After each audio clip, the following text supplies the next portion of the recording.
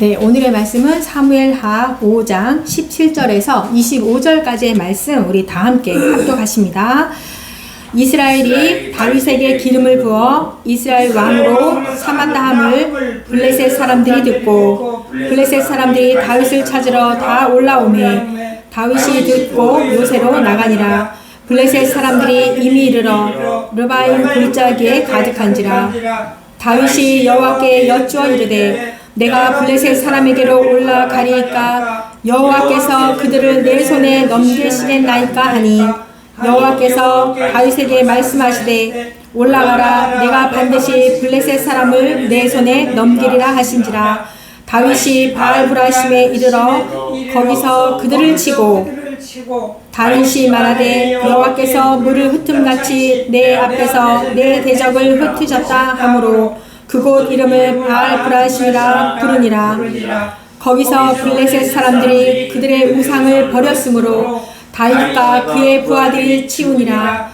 블레셋 사람들이 다시 올라가서 르바임 골짜기에 가득한지라. 다윗이 여호와께 여쭈니 이르시되 올라가지 말고 그들 뒤로 돌아서 뽕나무 숲을 맞은편에서 그들을 기습하되 뽕나무 꼭대기에서 걸음걷는 소리가 들리거든 곧 공격하라. 그때 여호와가 너보다 앞서 나아가서 블레셋 군대를 치리라 하신지라. 이에 다윗이 여호와의 명령대로 행하여 블레셋 사람을 쳐서 게바에서 게셀까지 이르니라. 아멘. 네, 다윗은 이렇게 통일 왕국의 왕으로 기름을 부음을 받습니다. 사무엘에게 기름 부음을 받고 나서도 많은 고통과 힘듦과 죽음까지도 있었던 다윗은 마침내 하나님의 그 섭리 가운데 모두가 인정하는 이스라엘의 왕으로 세움을 받습니다. 그래서 그의 나이 30세에 왕위에 올라서 40년 동안 이렇게 통일 왕국을 다스리게 되고 있습니다. 네, 그리고 나서 하나님께서 예루살렘을 기업으로 주셨잖아요. 베냐민 지파에게. 근데 정복하지를 못했어요. 그런데 마침내 다윗은 예루살렘을 정복을 하러 가는 것입니다. 네, 여부스 족속의 많은 조롱에도 불구하고 마치 골리앗을 쓰러뜨렸듯이 하나님의 이름으로 용맹함으로 백성들과 함께 예루살렘을 정복을 하게 되고 그곳을 다윗성이라 불리게 되었습니다. 그리고 나서 사무엘하 2장 이하에 보면 유다 왕으로 기름 부음을 받고 나서 이웃 나라들과 우호 관계를 위해서 여러 아내를 가지고 또 여러 자녀를 낳습니다. 그랬는데 또 사무엘하 5장 13절에 보니까 통일 왕으로 이렇게 기름 부음을 받고 나서도 다윗은 여러 처첩을 두어서 여러 자녀를 낳습니다. 네, 왕이니까. 네. 그런데 그 시대적인 사회적 풍습이었어요. 그때는 왕이기 때문에 부강한 것은 물론 이제 왕도 왕이지만 자손들이 또 많아야 그게 또 왕의 또 그런 거니까 그 사회적인 풍습이라고는 하지만 결코 이것은 하나님의 뜻에 합당치 않는 일이었어요.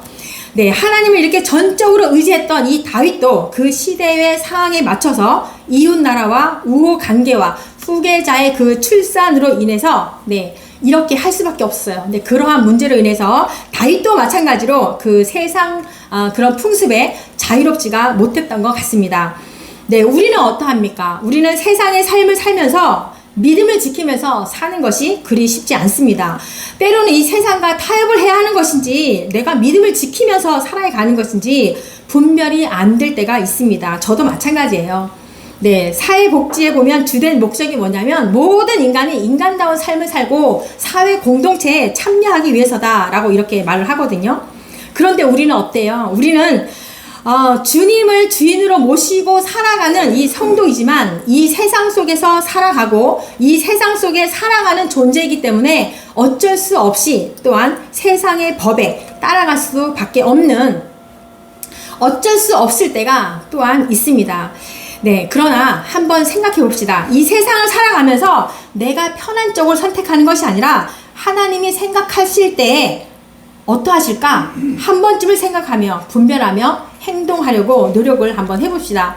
네, 하나님은 절대로 택한 백성들에게 힘들어하는 것을 싫어하십니다. 저는 믿습니다. 절대로 택한 백성들이 힘들어하는 것을 싫어하신다는 것을 저는 믿습니다.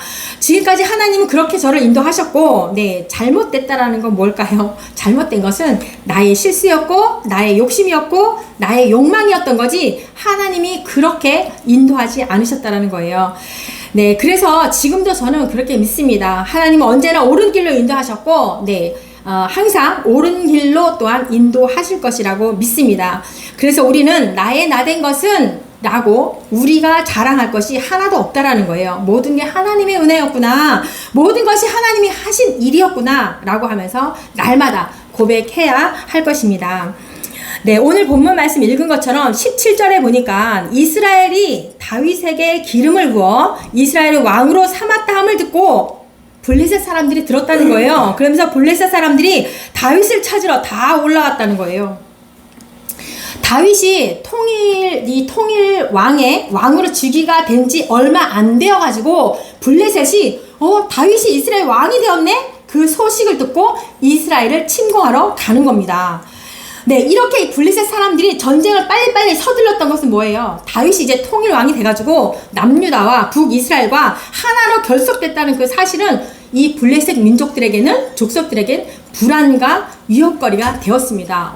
이게 다윗이 이제 합쳐져가지고 우리보다 더 강해지면 어쩌지? 그렇다는 거죠. 사실 이 블레셋은 길보아 전투 이후에 사무엘상 31장 정도에 나올 것 같습니다. 길보아 전투 이후에 요단강 서쪽 대부분 지역에 실질적인 권세를 잡고 있었어요. 블레셋은. 그러다 보니까 이스라엘과 유다로부터 조공을 받고 있었거든요. 그런데 다윗이 왕이 이 남유다와 이스라엘 이 왕이 되면 더욱 강성해지면 자신의 세력들이 약화될 것이고, 그러기 때문에 다윗 왕이 되자마자 초창기니까 우리가 빨리 공격하자. 그래서 서둘러서 나가게 된 거예요, 블레셋이. 그래서 다윗은 이 17절 후반절에 보니까 다윗이 그걸 들었어요. 블레셋이 왔다고 다윗이 듣고 요새로 나가게 됩니다. 네, 다윗이 이렇게 블레셋 침공했다는 소식을 듣고 요새로 나가는데, 요새는 이게 다윗이 편리하게 이렇게 사용했던 작은 공간이나 동굴 정도로 생각하시면 될 것 같습니다. 그것으로 나아갔다는 거예요. 19절에 보니까 다윗이 여호와께 여쭈어 이르되 내가 블레셋 사람에게로 올라가리이까 여호와께서 그들을 내 손에 넘기시겠나이까 하니 여호와께서 다윗에게 말씀하시되 올라가라, 내가 반드시 블레셋 사람을 내 손에 넘기니라 하신지라. 다윗은 이제 통일 왕국의 왕이 됐잖아요. 그럼 이제 내 마음대로 해도 되잖아요. 근데 어땠어요? 다윗은 요새로 갔어요. 블레셋이 이제 쳐들어왔는데 어떻게 하면 되겠습니까? 하나님, 제가 올라갈까요? 하나님께 묻습니다. 사실은 이스라엘의 그 당시에 이스라엘은요, 블레셋과의 전투는 사실은 만만치 않은 강적이었어요. 그렇지만 이 블레셋과의 전투는 미래에, 이스라엘의 그 미래에 결정적인 이 영향력이 있기 때문에 블레셋과의 전투는 반드시 승리를 해야 되는 문제죠. 네, 그래서 지금의 역사를 보면 사실은 블레셋과 하나님이 하신 일이죠. 물론 지금까지의 역사를 보면 블레셋과 이스라엘의 그 관계에 있어서 좋은 점을 찾아볼 수가 없어요. 찾아볼 수가 없어요. 뭐예요? 사무엘상 4장과 5장에 보니까 이스라엘이 블레셋과의 전쟁에서 패하게 되고 그 언약궤, 법궤를 빼앗긴 일이 있습니다. 그리고 사무엘상 17장에도 보면 블레셋 사람 골리앗과의 싸움에서도 조롱을 했잖아요. 조롱 막 했잖아요. 그 싸움도 그렇고, 또 언제입니까? 사무엘상 31장에 보니까 블레셋 그 사람들에게 사울 왕과 자녀들이 다 전사를 하게 되는 일과, 그렇다 보니까 이 블레셋과는 좋은 일이 전혀 없는 그런 관계였습니다. 그렇다 보니까 하나님이 개입을 해야 돼요. 이 블레셋과의 싸움에는 하나님이 개입할 수밖에 없다는 거죠. 그렇다 보니까 다윗은 한 국가의 그런 민족의 통치자로서 섣불리 내가 왕이니까 나의 생각으로 그동안에 전쟁 많이 했잖아요. 다 승리했잖아요. 그 경험을 자기는 생각할 수밖에 없었어요. 자신의 생각과 판단으로 할 수가 없었기에 하나님께 물어보는 것은 매우 지혜롭고 옳은 태도라고 할 수밖에 없는 것이지요. 네, 다윗은 정말 멋진 사람입니다. 물론 부족한 부분도 있지만 저는 멋진 부분만 보겠습니다. 멋집니다. 네, 우리는 어떠합니까? 매번 실수하고 뒤돌아서 생각하면 뉘우치는 경우가 사실은 많잖아요. 근데요, 뉘우친다? 아, 내가 실수했네? 라고 안다는 것은 그것도 은혜입니다. 도대체 내가 실수인지 뉘우친지도 모르는 것은 불쌍한 사람인 거예요. 네, 다윗처럼 이렇게 모든 만사를 하나님께 묻고 응답되는 대로 움직이는 저와 여러분이 되시기를 축복합니다. 네, 이렇게 전쟁이 임하기 전에 먼저 하나님의 뜻을 묻는 다윗의 기도에 하나님은 그래, 너의 손에 넘기겠다. 승리의 응답을 주십니다. 하나님은 이렇게 블레셋 족속을 다윗의 손에 반드시 넘기시겠다라고 약속을 하는 겁니다. 네, 다윗의 기도에 대한 하나님의 응답은 하나님, 제가 어떻게 할까요? 겸손하게 자신을 낮추면서 어찌할까요? 그렇게 행할 바를 묻는 자들에게 부드러운 음성으로 하나님은 기꺼이 응답해 주시는 그 하나님의 은혜를 여기에서 우리가 볼 수가 있습니다. 네, 사실은 우리에게 큰 문제, 이제 저희 엄마 문제가 제일 크잖아요. 어찌해야 될까 이러면서 우리의 걱정과 염려가 엄청 큰 것이지, 네, 하나님 앞에서는 아주 작은 일이라는 것을 우리는 알고 있습니다. 네, 2년 전에도 엄마의 그 허리 문제로 사실은 무시무시한 말을 들었어요. 안질뱅이 얘기까지 들었거든요. 근데 결국 일어나셨고 이번에도 일어나실 것이라고 저는 믿고 나아갑니다. 네, 치유가 뭐냐면 사랑입니다. 사랑으로 치유할 수가 있습니다. 그리고 관심입니다. 작은 관심으로 그것이 치유가 될 수 있습니다. 네, 저는 그렇게 믿습니다. 네, 다윗은요, 이렇게 승리를 약속해 주신 하나님의 응답을 들은 후에 군사를 이끌고 블레셋과 맞서서 싸우기를 시작합니다. 어떠합니까? 이 싸움은 이미 하나님께서 이미 내가 너 손에 넘겨줄 것이고 반드시 네 손에 넘겨줄 것이야. 하나님은 이미 이스라엘 편에 역사하시고 계세요. 그러면 결과는 당연히 승리밖에 없지요. 그거는 누구만 알겠어요? 하나님을 전적으로 의지하는 사람들, 다윗과 그 군대들, 하나님을 전적으로 믿는 사람들만이 알 수가 있는 거죠. 블레셋은 이전에 사무엘상 31장에 보면 사울의 군대를 다 손쉽게 물리쳤어요. 그러다 보니까 지금도 자신만만했어요. 우리가 이길 수 있어 라는 블레셋은 그런 자신만만해 했지만 하나님의 그 도우심에 대한 확신으로 가득 찬 이스라엘 군대를 당해낼 수가 없습니다. 네, 하나님의 사람들로 똘똘 뭉친 군대는 이길 수밖에 없습니다. 네, 20절 말씀 보니까 다윗이 바알 브라심에 이르러 거기서 그들을 치고 다윗이 말하되 여호와께서 물을 흩음같이 내 앞에서 내 대적을 흩으셨다 하므로 그곳 이름을 바알 브라심이라 부르니라. 네, 이스라엘 군사들은 이 다윗의 그 지휘에 따라서 블레셋 군대를 마치 물이 흩음같이 그 대적들을 다 격파를 시킵니다. 네, 블레셋의 그런 예상과는 달리 다윗과 그 군사들은 막강한 군사력을 가지고 있었죠. 네, 이스라엘 군대는 이 싸움에도 물론 능했지만 하나님께서 함께 하심으로 이 군사들의 사기가 매우 높았습니다. 네, 사기도 중요합니다. 네, 당연히 하나님이 이스라엘과 함께 하셨기 때문에 블레셋은 결국 패할 수밖에 없습니다. 우리에게도 마찬가지죠. 누가 대적이 와도 우리는 하나님과 함께 하시기 때문에 우리는 당연히 승리할 수밖에 없습니다. 그러다 보니까 블레셋 군사들은요, 막 물이 흩은같이 산산이 흩어졌고 도망쳤고 자신들이 가지고 왔던 그 우상들까지 다 내팽개치고 도망가기가 바빴습니다.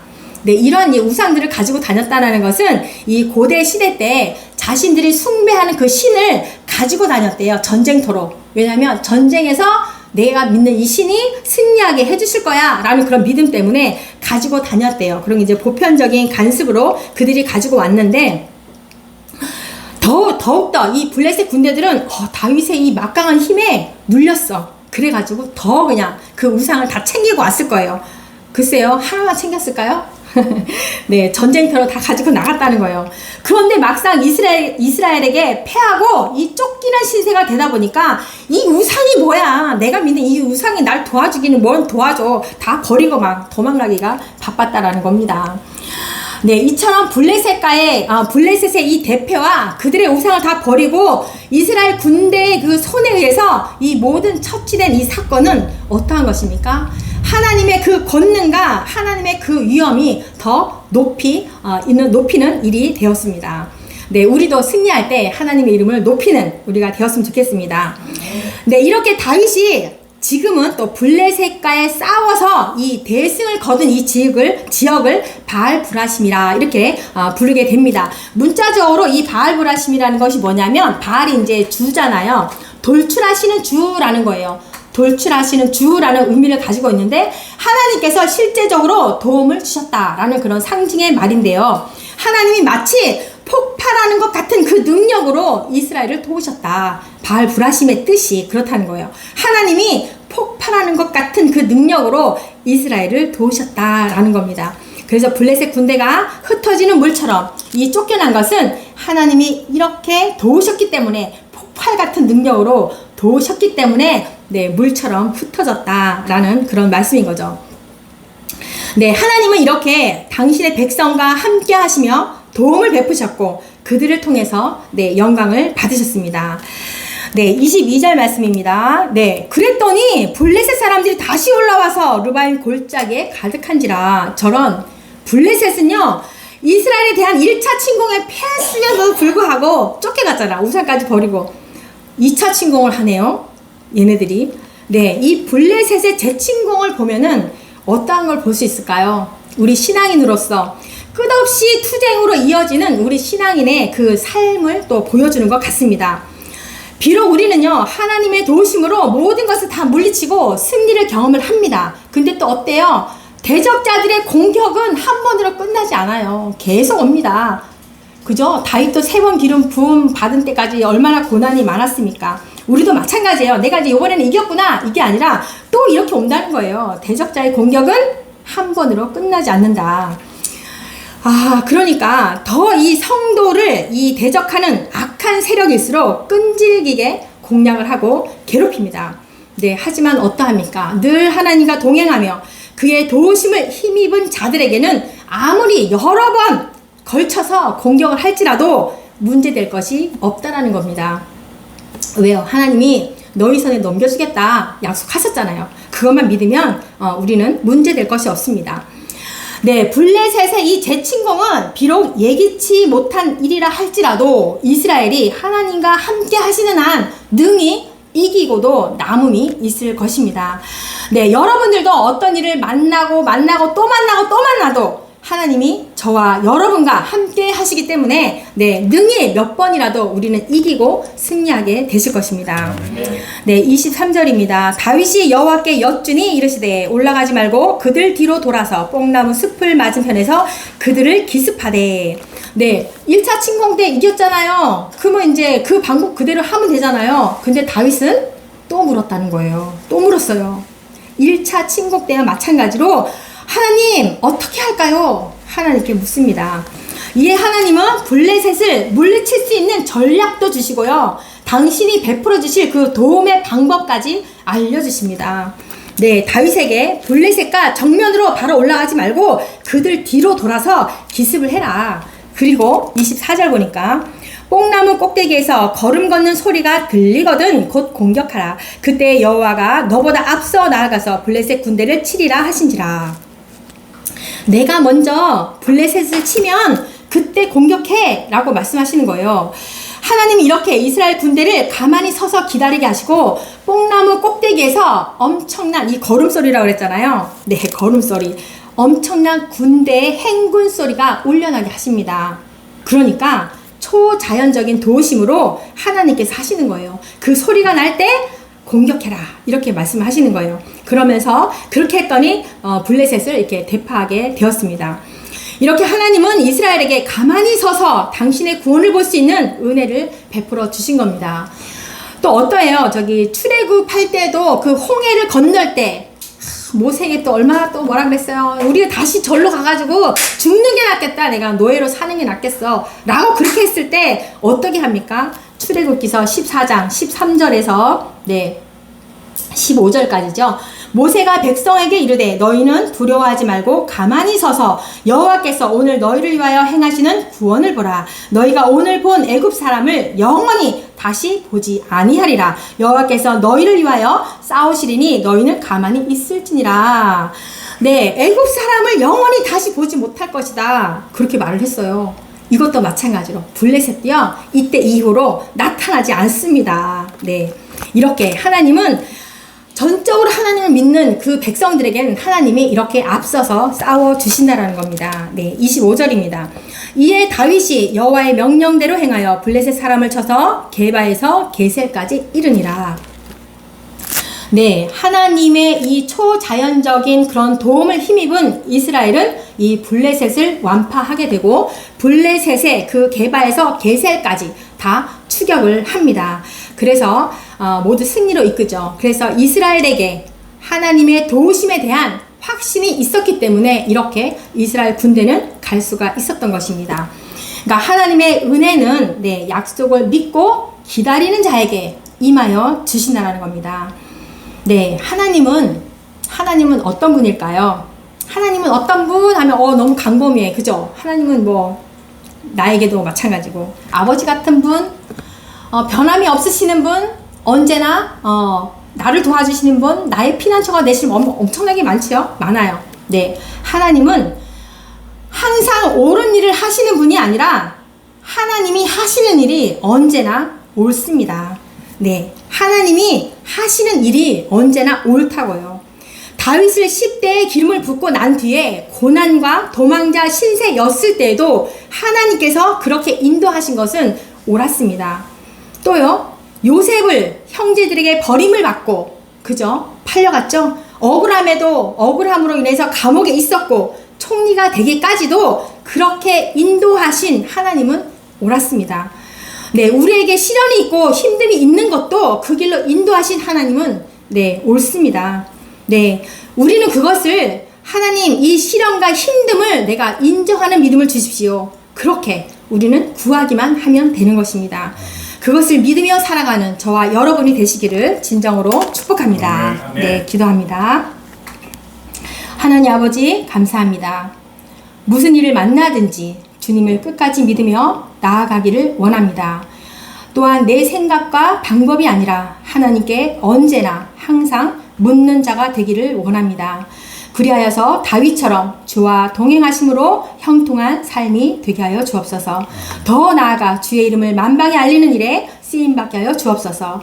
거룩한 백성으로 삼아 주셨사오니 합당하게 쓰임받도록 주님께서 역사하여 주옵소서.